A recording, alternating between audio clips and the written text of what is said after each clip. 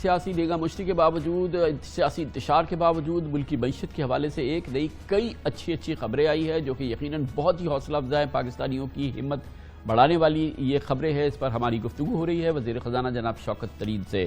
بہت بہت شکریہ شوکت طرین صاحب۔ یہ فرمائیے گا کہ یہ جو آپ سبسڈیز دے رہے ہیں یہ اس وقت آپ نے دی ہیں جب ہمارا 7th ریویو جاری ہے اور اب ہم IMF کے ساتھ بہت ہی سیریس مذاکرات میں مصروف ہیں، تو کیا اس کا اسٹیٹس کیا ہے؟ ہمیں تو خبریں یہ تھی کہ یہ IMF کو اس کو بالکل قبول نہیں کرے گا اور اس میں ہمارا بڑا ٹف ہو جائے گا ہمارے لیے اس پروگرام کو کنٹینیو کرنا۔ تو کیا ہوا، کچھ آپ نے ان کو کنونس وغیرہ کیا ہے؟ کوئی آپ کی بات سمجھ میں آئی ہے فنڈ کے؟ نہیں، ایک بات دیکھیں، آل سیڈ اینڈ ڈن یہ جو ہم نے کیا ہے یہ عوام کے لیے کیا ہے، اور یہ ہم نے ان کو یہ کہا ہے کہ آپ کا جو پروگرام ہے وہ اس سے بالکل افیکٹ نہیں ہوگا۔ آپ ہمیں کہہ رہے ہیں کہ فسکل ڈیفیسٹ اتنا ہونا چاہیے، وہ اتنا ہی رہے گا، اور آپ نے کہا کہ ڈیٹ نہیں آپ اس کریٹ کر سکتے، وہ بالکل نہیں ہم کریں گے۔ اس کے لیے ہم کیا کر رہے ہیں؟ ہم وہ انکمز لے کے آ رہے ہیں جن کا بجٹ میں نہیں ذکر تھا، جس طرح ہماری جو SOEs کے ڈیویڈنڈز پڑے ہوئے تھے، کافی 1 ٹریلین سے زیادہ پڑے ہوئے تھے، اس میں سے ہم نے کچھ پیسے اٹھائے ہیں، کچھ پیسے ہم نے ڈیولپمنٹ ایکسپینڈیچر کو تھوڑا کم کر دیے۔ تو انہوں نے کہا کہ اچھا، اور کچھ ہم لوگوں نے جو لیے ہیں پیسے وہ پروونسز سے لیے، کیونکہ یہ لوگ تو پروونسز میں رہتے ہیں نا۔ تو جب انہوں نے کہا اچھا جی بالکل ٹھیک ہے، آپ پھر ہمیں یہ بتا دیں ڈیویڈنڈ کہاں ہیں، اور اس کا ہمیں حساب کتاب دے دیں، اور دوسرا یہ ہے کہ پروونسز اگر ہیں تو ان کے ساتھ معاہدہ وہ بتا دیں۔ تو وہ تو کوئی سمپل سی چیز ہے، وہ ہم ان کو ڈیٹیل دے دیں گے، تو ان کو اس پہ تو کوئی مسئلہ نہیں ہے۔ وہ انشاءاللہ آج انہوں نے ہمیں بھیجنے تھے 1-2 سوال، اس کا ہم کل تک جواب دے دیں 1-2 دن میں، تو وہ اس کو کلوز کر دیں گے، اور پھر اس کے بعد وہ ایک نیگوسیشن کریں گے۔ وہ ہماری MEFP ہوتی ہے، وہ کریں گے، جو کہ آگے ہم نے اور کیا ایکشنز لینے ہیں اگلے ادوار میں، تو اس کے بعد وہ بورڈ کے پاس چلے جائیں گے۔ تو کوئی مسئلہ نہیں ہے اس وقت IMF کے ساتھ۔ تو طرین صاحب، اس وقت ایک مسئلہ یہ تو ہے نا، ہمارا ایکسچینج ریٹ جو ہے یہ قابو میں نہیں آ رہا ہے۔ آج بھی یہ 181 ٹاپ گیا ہے، بلکہ آگے کی طرف 182 کی طرف جا رہا ہے انٹر بینک میں سرکاری قیمت جو ہے۔ تو یہ تو ایک یہ چند خبریں اچھی آئی ہیں، یقیناً اس کو ہمیں ڈسکس ضرور کرنا چاہیے، مگر یہ تشویش تو اپنی جگہ برقرار ہے ایکسچینج ریٹ کا جو مسئلہ ہے ہمارا۔ دیکھیں، آپ کو میں کئی دفعہ آپ کے پروگرامز پہ کہہ چکا ہوں کہ ایکسچینج ریٹ جو ہے یہ ایک ٹرمز آف ٹریڈ کو ڈسکرائب کرتا ہے، اور اس کے اوپر ہمیں یہ نہیں دیکھنا چاہیے کہ اس وقت ایکسچینج ریٹ کیا ہے۔ ایکسچینج ریٹ ہمیں یہ دیکھنا چاہیے کیا اوور ویلیو تو نہیں ہے کہیں۔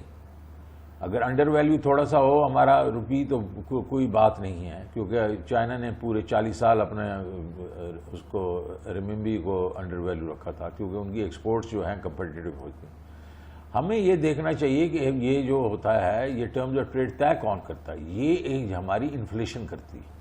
ہم نے انفلیشن کو نیچے لے کے آنا ہے۔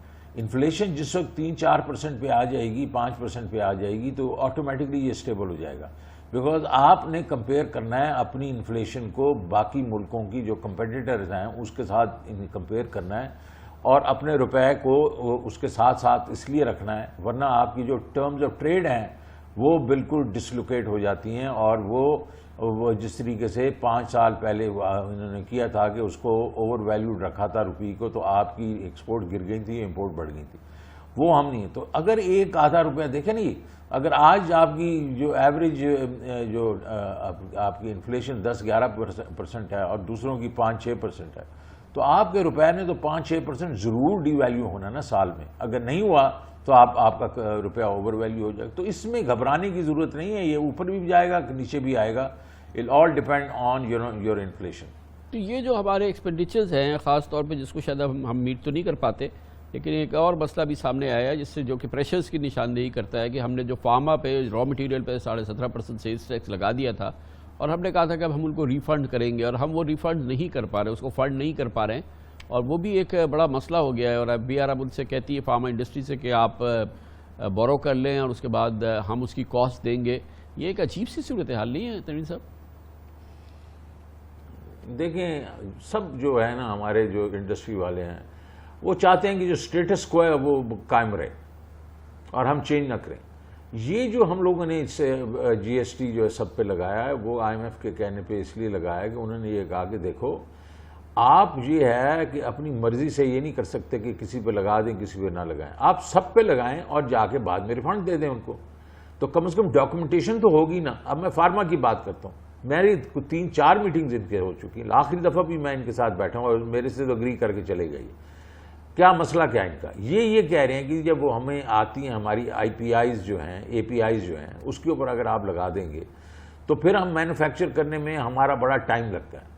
ان کے بقول وہ کوئی 6 مہینے تو نہیں، وہ کہتے ہیں 9 مہینے اور سال لگتا ہے گولیاں بنانے میں یا دوائیاں بنانے میں۔ میں تو خیر میرے تو خیال میں وہ کوئی زیادتی کر رہے ہیں، تو اتنا ٹائم تو لگتا نہیں ہے نا، یہ تو کوئی ایٹم بام تو بنا نہیں رہے، یہ تو دوائیاں ہی بنا رہے ہیں۔ چلیں، ہمارا یہ ہے کہ جب آپ کو جس وقت وہ آپ بیچیں گے یا آپ مطلب ریٹیلر کو دیں گے تو اس وقت آپ کو ریفنڈ مل جائے گا اس سے نا۔ یہ کہہ رہے ہیں نہیں یار، اس کے درمیان میں ہماری کاسٹ آف فنڈ جو ہے وہ بڑھ جائے گی، ہمیں ادھار لینا پڑے گا اور اس کی وجہ سے ہماری جو ہے یہ کاسٹ بڑھ جائے گی۔ تو میں نے ان کو گنوا دیا کہ اچھا جی آپ کو 14% کاسٹ آف فنڈ پڑے گی اور یہ جو سارا کا سارا ہے یہ کوئی تقریباً 30% ہے، تو آپ کا 3-4% جو آپ کی کاسٹ بڑھے گی، انکریمنٹ ہوگی، ہم آپ کو اس کو وہ بھی فنڈ کر دیں گے، وہ بھی ہم آپ کو فنڈ کر دیں گے، آپ اپنا میکنزم لے کے آئیں ہم کر دیں گے۔ اب ان کا ایشو یہ نہیں ہے کامران خان صاحب، ان کا ایشو یہ ہے کہ یہ منگواتی ہیں چیزیں اور اس میں کئی چیزیں اور بنا لیتے ہیں، آپ اس میں یہ انرجی ڈرنکس بنا دیتے ہیں، کاسمیٹکس بنا لیتے ہیں، کئی چیزیں بناتے ہیں ان چیزوں میں سے، اور وہ جو ہے وہ ٹیکس فری ہو جاتے ہیں اور اس کے اوپر ٹیکس نہیں ہوتا، وہ ڈاکومنٹیشن نہیں ہوتی۔ تو یہ ہم ان کے ساتھ بیٹھیں گے، میرے ساتھ اس دن اگری کر گئے ہیں، پھر انہوں نے ہڑتال کا اناؤنس کر دیا، آئی ایم شیور وہ دیکھ رہے ہیں پولیٹیکل انسٹیبلٹی ہے تو ہم ذرا تھوڑا سا پریشر اور ڈالیں۔ تو ان کو یہ سمجھ ہونی چاہیے کہ ہم اگر اصولوں پہ پریشرائز نہیں ہوں گے، ورنہ پھر ساروں کے ساتھ میں پھر یہ کرنا شروع ہو جاؤں گا، تو میں اس طرح نہیں کروں گا۔